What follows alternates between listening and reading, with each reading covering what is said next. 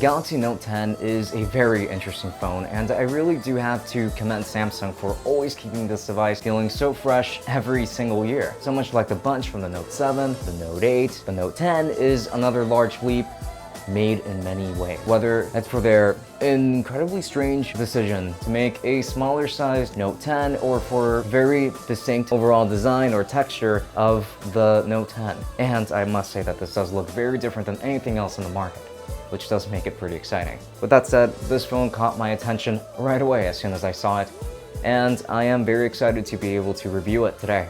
So with that said, let's get started on my review of the Samsung Galaxy Note 10 Plus.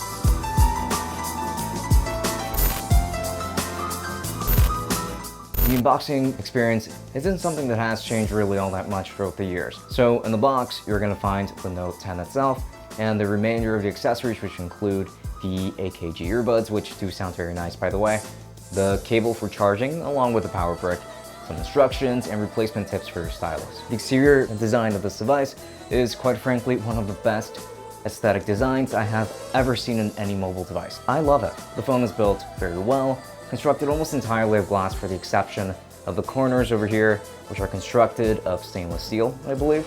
The phone is very large, but because of the smaller bezels, it feels smaller and a lot more manageable by someone with such tiny hands as I have. This particular color looks amazing to me and even nicer in videos. I love it. This phone's physical design is fantastic.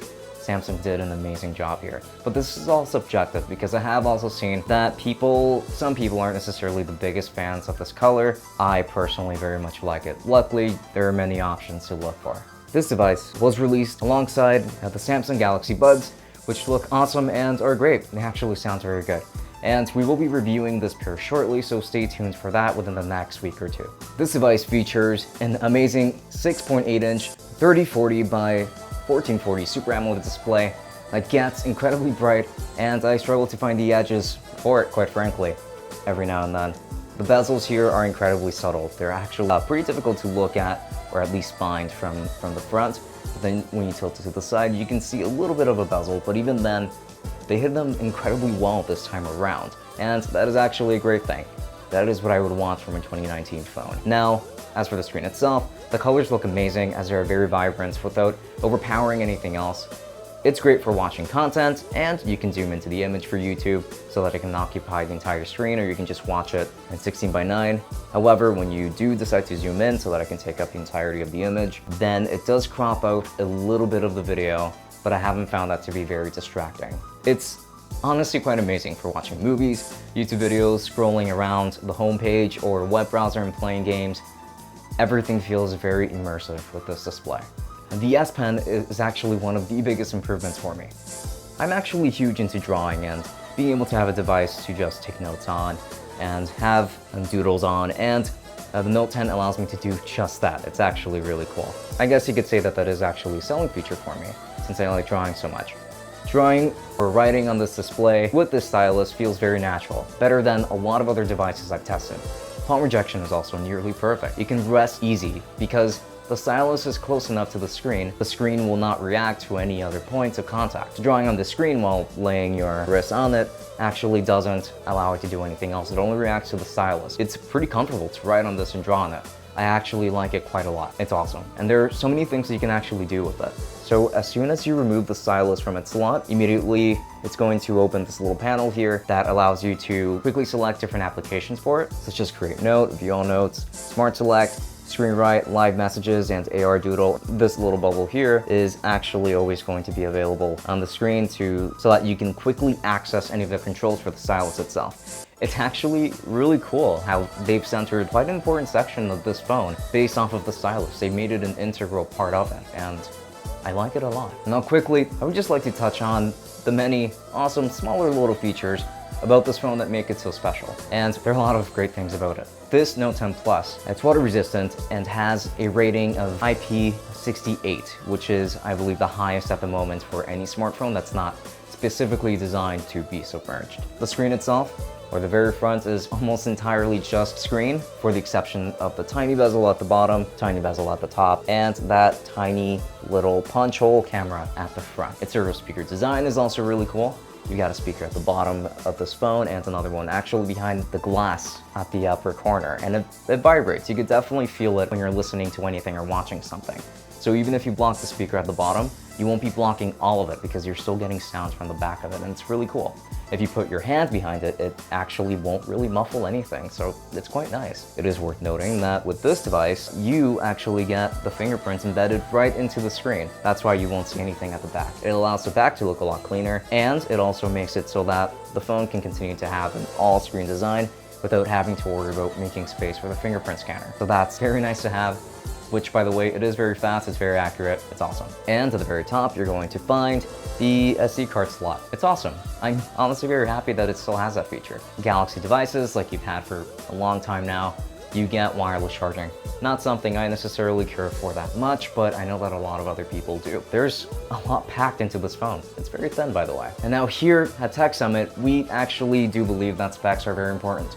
So here we go. This device features a Snapdragon 855, 12 gigs of RAM, 256 gigs of storage, but there's also another version with 512 gigs of storage. There's also a 4,300 milliamp hour battery and that same 3040 by 1440 display that I mentioned earlier. It's as top of the line as you can get in 2019. And I wanted to put those specs to use, so first off, I actually wanted to look at the raw numbers from Geekbench. And after a couple of minutes of waiting on the test to finalize, the Note 10 Plus scored 3,427 in single-core performance and 10,659 in multi-core performance. It is a vast improvement from the Snapdragon 835, which scores significantly less on the Note 8 and also on the Note 9 for the Snapdragon 845. Honestly, it is very impressive. Gaming performance is also a very nice indicator of how powerful this Snapdragon 855 actually is. So I tested out Mortal Kombat on this device and it performs beautifully. Now, other lower end or older phones can run this game just fine. My Pixel 2 can run it just fine, for example. Almost as well as this device, in fact. This game isn't really all that intensive, but it's just a game I like to test. It's still good to know that if you are into gaming on your smartphone, the Note 10 Plus definitely has you covered there. Mortal Kombat still performs beautifully on this device, and even more nicely on the fact that this is such a huge phone. It's really nice. The speakers on this device are pretty loud, especially for how they've been implemented. So there's a speaker at the bottom of this device right next to the USB-C port, and the other one is implemented behind the glass at the back of the phone. So it is a stereo setup, just interestingly done or implemented. It sounds pretty good, but you should take a listen.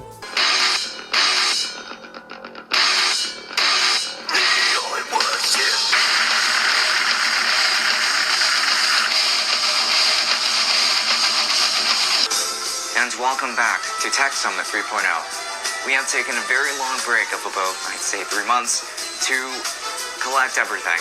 In other words, we wanted to redesign the studio, be able to give you guys much higher quality videos moving forward. Now with that said, it is very important that we end up dedicating a section to the camera. The camera's both on the front and on the back, but let's go ahead and start with the front-facing cameras. So the front-facing camera can shoot video at up to 4K at 60 frames per second, but it doesn't necessarily look amazing to me. Sometimes it over-sharpens the image, or it's a little too soft on some occasions, and I don't necessarily love the colors on it. I do realize that there is also a Pro mode that will allow you to change the colors on it, adjust some of the settings, but I never really found a setting that worked just right for me. I still felt like some things were a little bit off, so that is a little bit of disappointment. However, that isn't to say that this isn't a good camera at all. It's just not necessarily my preference that it is the way that it is. This camera still supports a very high resolution, a good frame rate for such a high resolution. Definitely one of the best cameras out there at the moment. I just felt like that should still be noted. However, the rear-facing cameras are fantastic. They're not necessarily the best ones in the business, but images look very sharp in both photos and videos.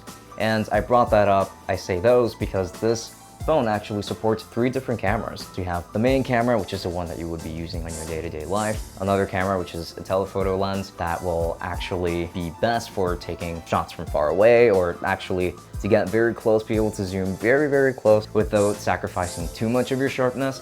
And then you have the wide-angle lens, which is, well, for wide-angle shots.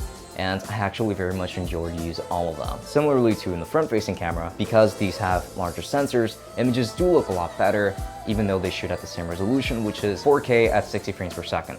So it looks very, very, very nice. And I do actually very much appreciate the sharpness of photos and videos coming from the rear-facing camera.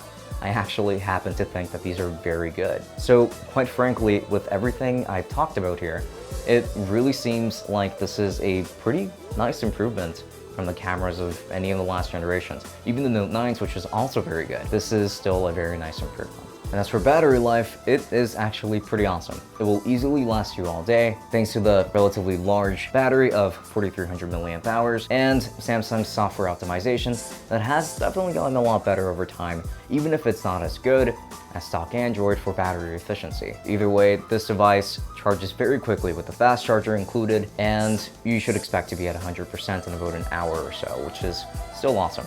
However, as I truly do love this device, the Note 10 Plus, I do still have some gripes.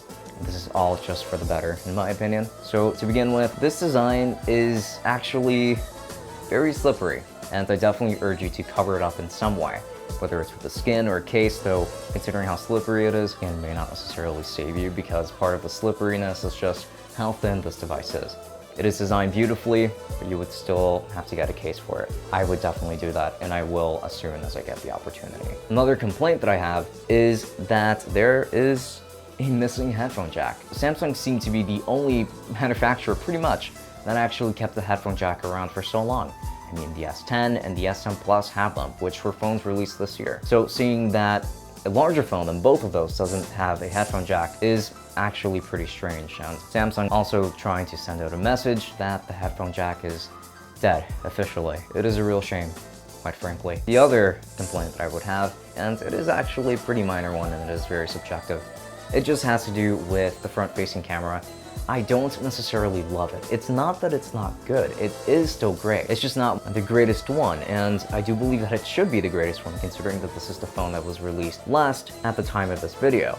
Other phones that are out at this time are the iPhone XS, the Google Pixel 3, the LG V50, all of those devices. The top one in the camera business would definitely have to be the Google Pixel 3, and this device, at least for the front-facing camera, doesn't necessarily compete all that well against the Google Pixel 3, which is a little bit disappointing because this one does have the latest tech. That's really it. It is still an awesome camera. I don't necessarily love it, but that's about it. You might love it, you might love what it does, it's just not for me. That's really all I've got. In conclusion, the Galaxy Note 10 Plus is a gem and something that I really wanted to see this year. It's a device that will strike you with its over-the-top reflections and immerse you within its massive screen. It is powerful, has the best screen out there, definitely.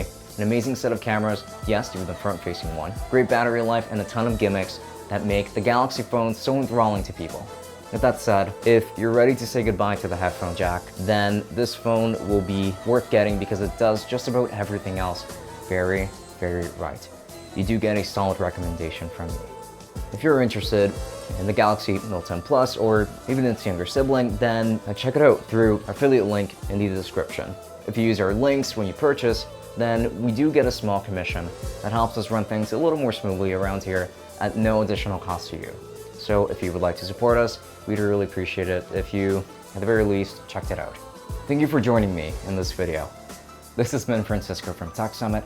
Thank you for watching, and I'll be seeing you all later. Enjoy.